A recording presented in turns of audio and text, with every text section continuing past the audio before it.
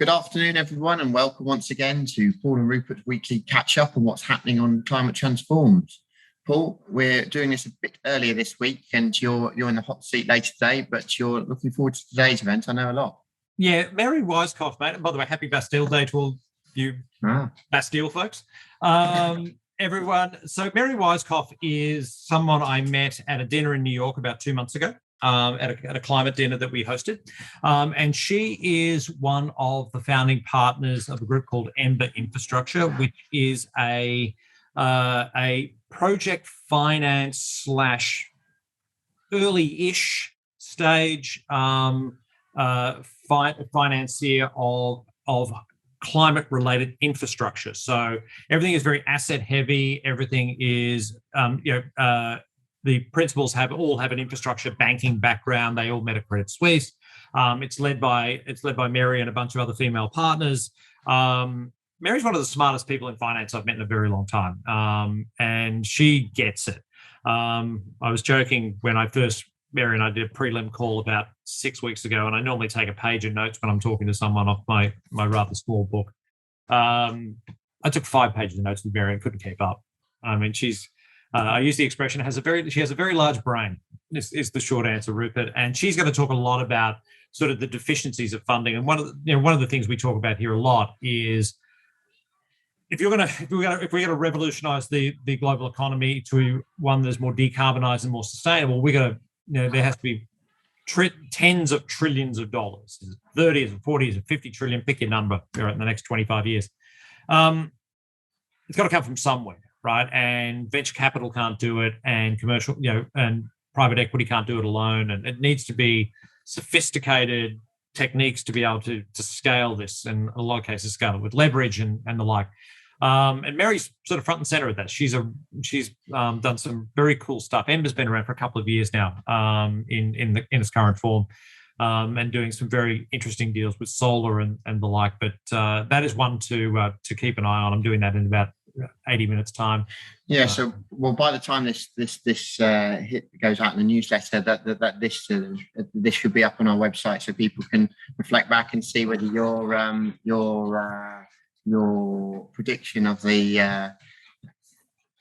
By the way, I'm just going to say, Rip, I'm going to say there's certainly no need for a DNA test between you two, is there? There's absolutely. Sorry about that. We've had a bit of a... I told you, everyone wants to come to Mary's event, right? As soon as I mentioned Mary Wisecoff, in he comes. Thanks, Archie. School holiday started already here. So that'll be up on our website, and so we can see how that compares to the to Paul's big billing of it. I'm sure it'll be a fascinating interview. So that's the big feature of this week. And then looking ahead, you talk about the smart infrastructure and the different levels of it. We've got a serial entrepreneur on our channel, serial climate entrepreneur. In his latest guide, he's Carbon Limit. He's Tim Sperry. The firm's been nominated by Google as one of its accelerator platforms for carbon climate change. And this particular venture is trying to convert concrete into a CO2 sponge. Paul, who you know well, buildings, the construction industry is one of the toughest ones to decarbonise. I don't quite know where it fits in, but it'd be around about aviation and steel as three of the hardest to abate sectors. So be interesting to hear what he can offer on that in maybe some breakthrough technologies. Man, this is where again, I think you and I and Caroline and we all of us do a pretty reasonably good job at trying to keep up with some very, very smart people in this space when we do our interviews. These are the sort of interviews that you really have to for me, I have to sit down and really think about this, because this is deep science. This is really, this is obviously tackling big problems, but tackling big problems with solutions that are really deeply technical and complicated. I have no idea how you can make porous cement extract carbon from the atmosphere. Porous, my words, not his. Porous cement doesn't sound like a very good idea. But whether it's using binding agents, like I was at lunch yesterday and someone was talking about using hemp in cement as a binding agent, as a carbon extraction tool. I'm going, mate, seriously, it's just simply remarkable. we love to have those sort of people on Climate Transform, because it's just, these are the sort of folks that if the world is going to change, it needs folks like this to actually make it technically happen. Yeah, it'll certainly be. I'll have to get my dig up my very limited science knowledge and try and make sure I'm suitably prepped for that one. But yeah, looking forward to that. That's a week today, 21st, as we speak. And then Paul, 14th. It's 14th of July as we speak to you now. 14th of September, you and I will be coming towards the end of a pretty mad 2 days for everyone here at Climate Transform. If anyone wasn't sick of the sound of my voice, they will be after 27 hours of content over 2 days of voluntary carbon markets. Luckily for everybody, and certainly luckily for me, I won't be moderating all the panels. You'll be doing some, Alessandro will be doing some.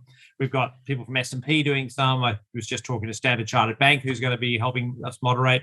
But we've confirmed over 35 speakers now for the 27 hours of content. David Antonioli from the CEO of Vera, Maggie Kim, CEO of Vera. Of Gold Standard. We've got Andre Clooney from Aspiration. We're talking to Annette Lazarus from the Integrity Council about being part of it as well, and a slew of corporates ranging from people like Carbon Direct, Air Carbon, CBL, everyone in the pretty much everyone in every part of the VCM ecosystem is going to be represented. Look, it's one of those things where it's funny. I'll use this example. We were speaking to a client or potential speaker yesterday who said, "We'll only speak if you change the title for It's a Gold Rush." And I walked through with them why we called it this. And this is not designed to be a fluff piece to say, here are 50 companies in the VCM space. They are all amazing. Throw money at them, right?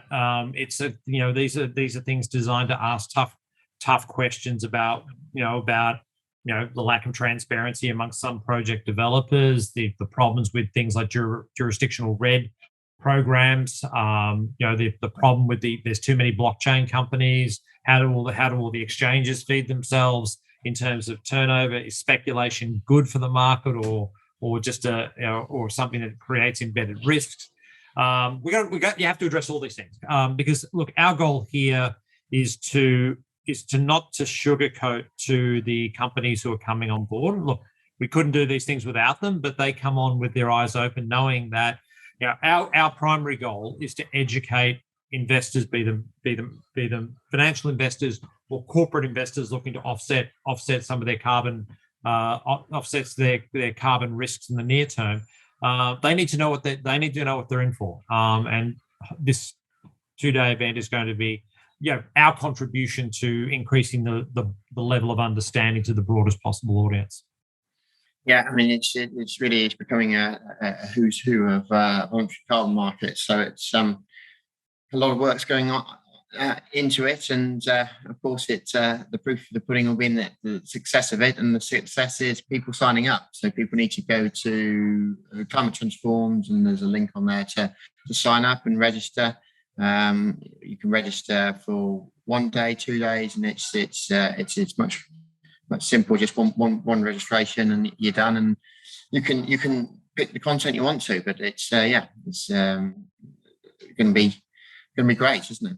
Yeah, no, excited. It's going to be exciting, and we've got, as I said, we're getting around to all the people we need to get to. So I've seen like I'm speaking to someone every day. The reason I was late for our call because I was walking through a panel with someone before, and it's exciting. It's and essential because it is it is a little bit of the Wild West out there where it comes to carbon markets in terms of transparency and pricing and all this stuff. So we're going to get into the weeds over 2 days and hopefully come back with a little bit of clarity for everybody. And everyone, you know where to sign up.